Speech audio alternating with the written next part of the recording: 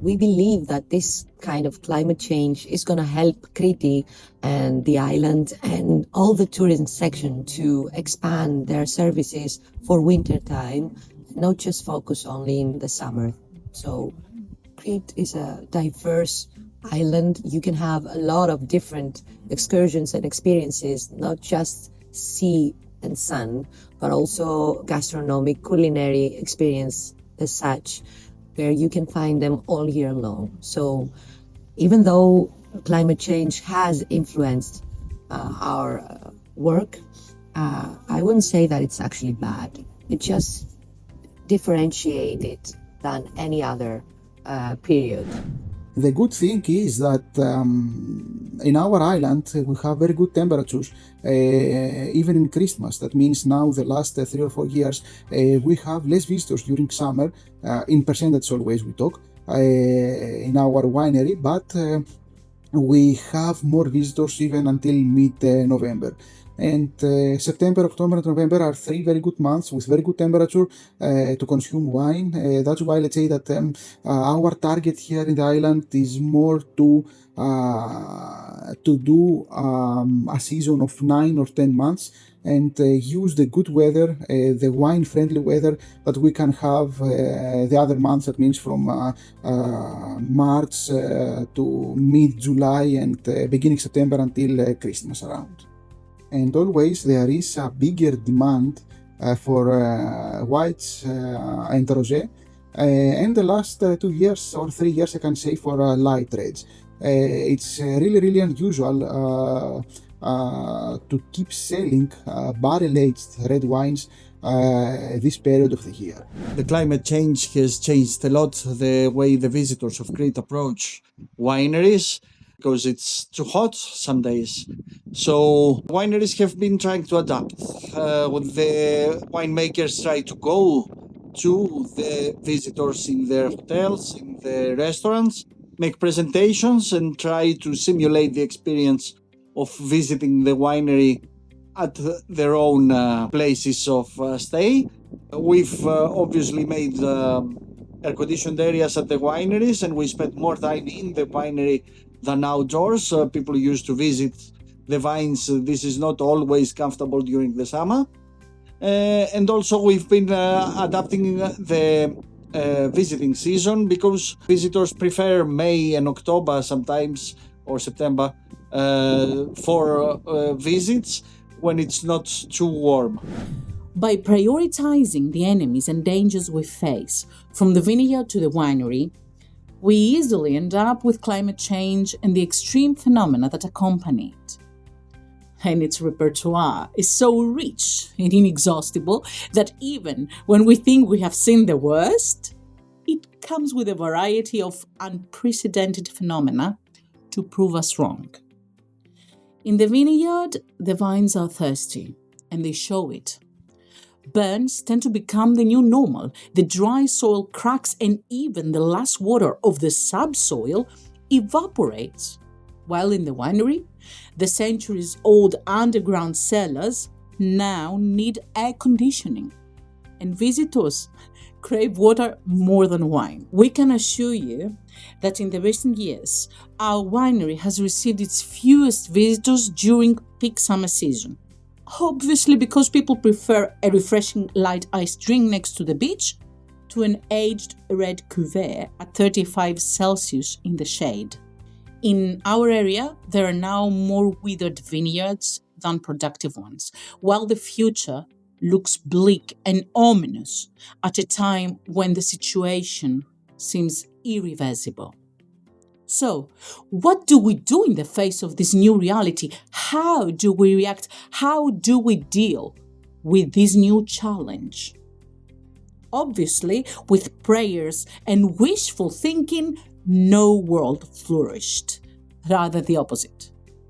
First of all, we take on our responsibility, and in every way, we focus on reducing our environmental footprint.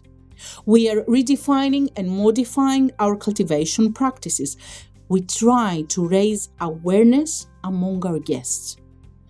We know it's not a pleasant conversation, however, it's a reality we cannot ignore. Fortunately, they understand the problem.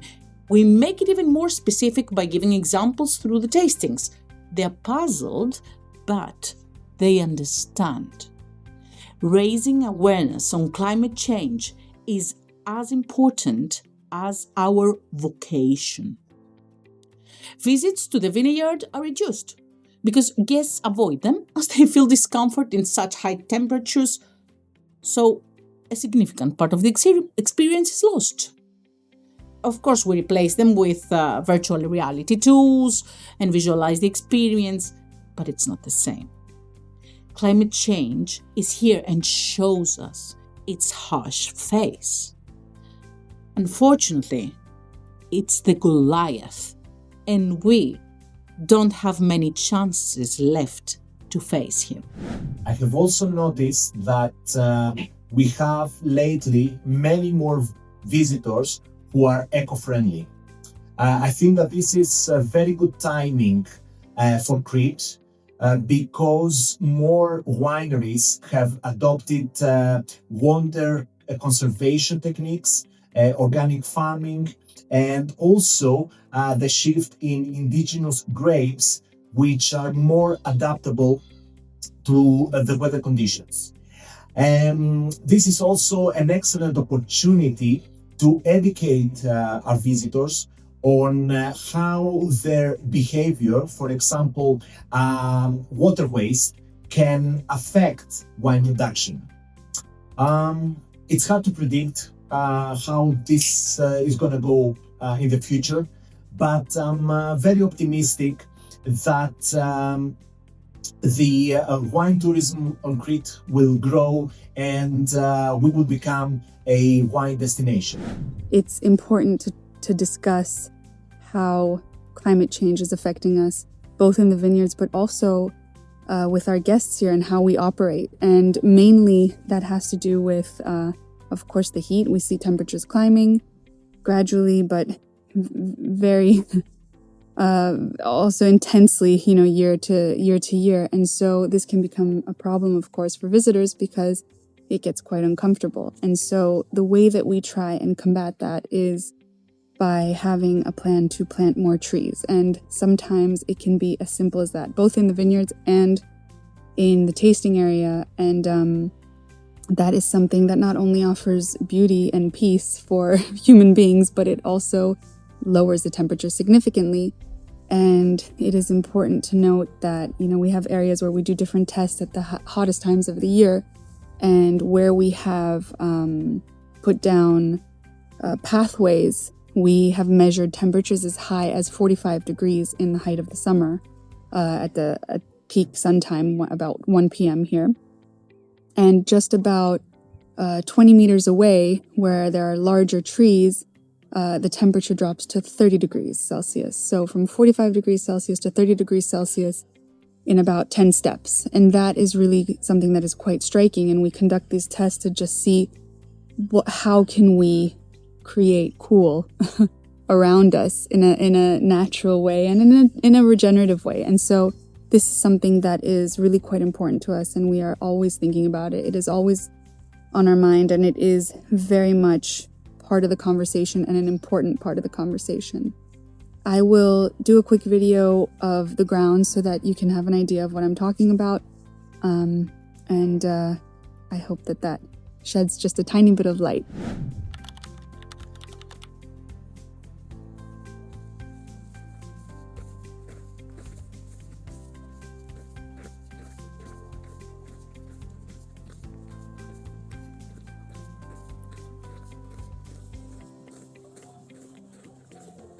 So this area that you see here is where it was 45 degrees. And then just there where you see the tree, it dropped to 30 degrees. I believe in this day and age, it is actually absolutely crucial to offer both an outdoor area as well as a well-conditioned indoor area. Even though in the beginning of the season we'd expected that the majority of our guests would actually prefer to sit on the outside under the olive trees in the terrace, we were actually surprised that majority of the guests prefer to sit on the inside in the air condition, protected by the elements. And given that the weather patterns in this area have changed quite a lot, so we have southern scatters of rain all throughout the season or really windy days, the indoor area actually provided a really nice shelter for those days. On the same note, because the sudden changes in the weather, we had a lot of days where the amount of walking guests were almost overwhelming. Of course, this has a really positive ring to it as well. It's not a bad thing, but it's something to consider that on days where the weather is not the best for outdoor activities, a lot of people preferred the protection of a winery. And generally speaking, it has also affected the behavior of the actual guest. A lot of people nowadays, they want to focus only on white wines during their wine tastings or maybe a few rosé. Especially in the heat of the summertime, very few people opted for red wines in their wine tastings. And we were asked many times to take them out or substitute them with something different in their wine tastings. And we have found that a lot of people are actually interested into learning more and more. So during the tours, we received many questions, we received many inquiries about what you do for climate change or how you are trying to prevent the effects of it in the actual wine. So we find that the guests are actually a lot more involved and they're a lot more invested into learning and understanding a little bit more because they have started to connect that wineries are still an agricultural sector. We have been having visitors for many years, and what we've seen, what's happening because of the climate change, the last 10 years, I would say, is that first of all, it affects how people visit the winery. It means that if they're on the island and they want to visit the winery, if it's too hot, then they will not. They will do something else, or they're going to stay in the hotel with this AC. And also people that they just visit the region in order to learn about wine, they're going to pick a season that is off season. So they're going to come February until May and then September until November. Also because of the weather conditions. The weather conditions and the climate change will eventually change the landscape around the region. And this, of course, can affect the wine tourism. And also what we see is that people now are seeking to visit wineries that they know what's going on. They understand that the climate is changing. And they're seeking more for wineries that they have a sustainable viticulture and they do their own thing in order to protect the environment. What we do as a winery is we try to expand our time that we are open in order to have people coming the seasons outside the main season, outside May to September. And also we have an air conditioning space and where there is AC and people can stay inside so they don't have to be outside on the heat when it's too hot. And of course, the main thing is that we are we do sustainable regenerative agriculture and try our best in order to keep the effect to the environment as less as possible. Thank you very much for your attention. I hope I don't know what. Yes.